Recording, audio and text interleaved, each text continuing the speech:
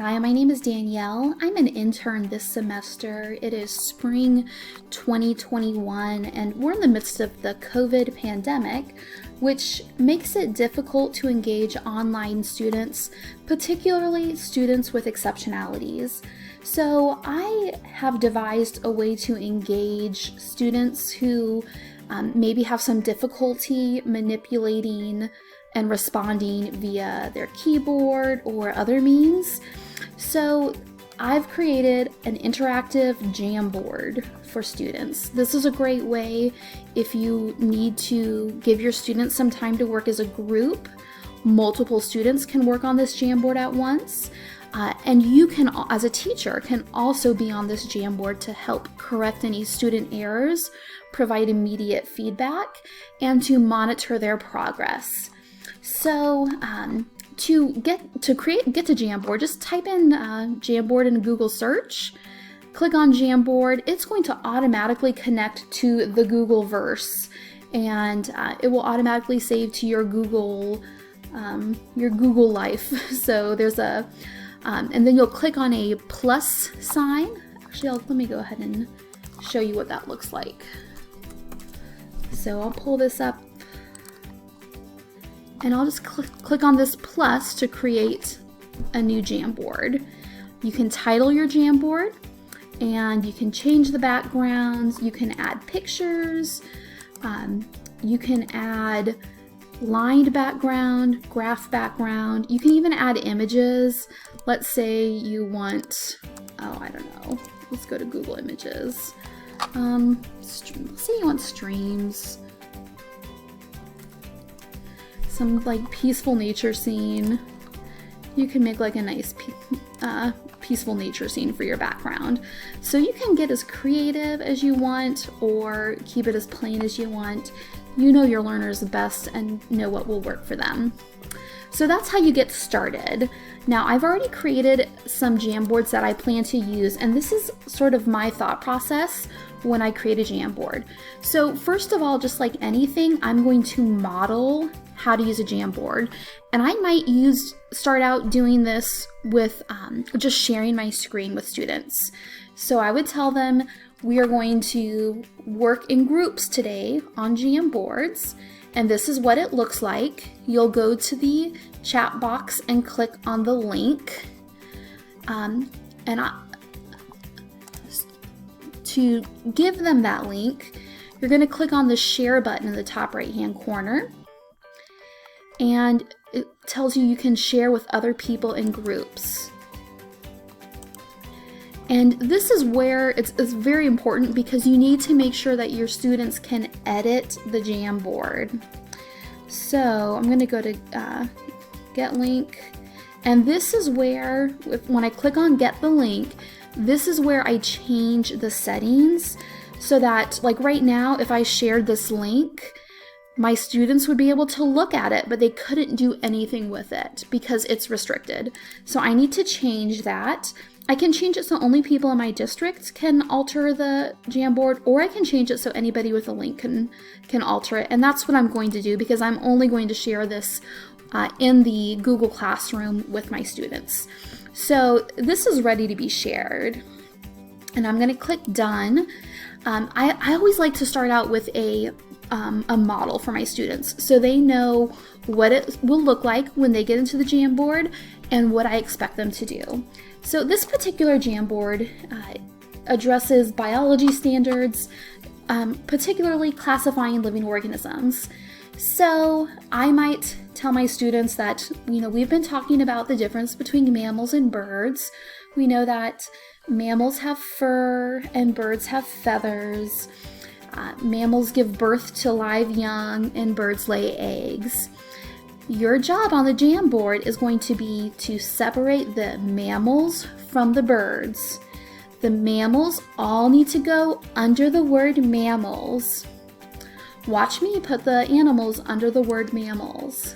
A raccoon. A raccoon has fur, so it goes under mammals. Let's see, is that a lemming? Prairie dogs? Whatever this is, it has fur, so it's a mammal. What about this? Does anybody know what this bird is? That's right, it's a peacock. A peacock is a bird, so it goes under birds. Uh-oh, what's this little guy? That's a monkey. Can you make a monkey sound? Is the monkey a mammal or a bird? That's right, it's a mammal. It goes over here. Look at this bird. It's sitting on the branch. Is this a bird or a mammal? That's right, it's a bird. It has feathers. Who knows what this bird is? That's right, it's a flamingo. What is a flamingo? A flamingo is a bird. So we went on our Jamboard and we separated the mammals and the birds. The mammals are all under the word mammals, and the birds are all under the word birds. Now it's your turn. I'm going to give you a link, and it's going to take you to this screen. You're going to push the arrow and go to the second page. It will look like this. When you get to the second page, you and your friends can put the mammals on one side and the birds on the other. And guess what? You can work together and help each other out. So we click on the animals and we can move them to mammals or to birds, wherever they belong. And I'll be in here to help you, and I'll be watching you work together with your group. Any questions? All right. So that's how I might introduce a lesson. Once the students come in here, I can actually see what page they're on, and I can help them manipulate the images.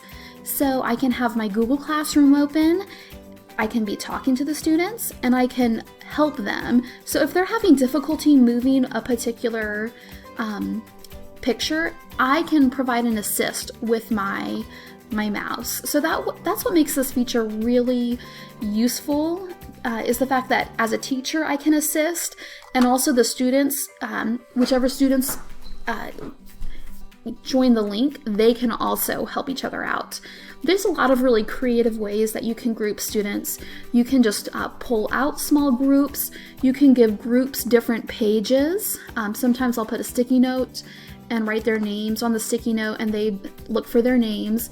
You can also just set up separate Google links.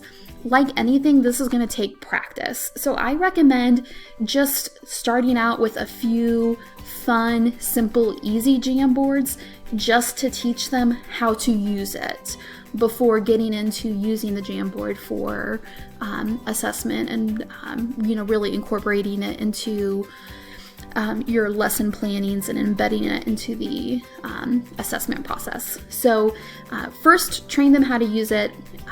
Use some fun images. There's a lot of great features. And then after they understand how to use it, go ahead and start incorporating it to reinforce and give students active practice with both you and their peers. So hopefully you'll find this helpful, and it will be kind of a workaround to create some group opportunities. Also, you'll be able to see where the students are, which page they're on, and what they're doing, because their little Google icon will be present on the page. So you'll be able to see what they're doing, and if you keep your Google Meet link open, you'll also be able to communicate with them. Hope this helps. Good luck. And again, right now in this pandemic, we just have to be courageous with technology and willing to take a risk, try new things, and if it doesn't work, it doesn't work. But also being patient with both ourselves and our students to have that time and practice so that we can all become proficient. Bye.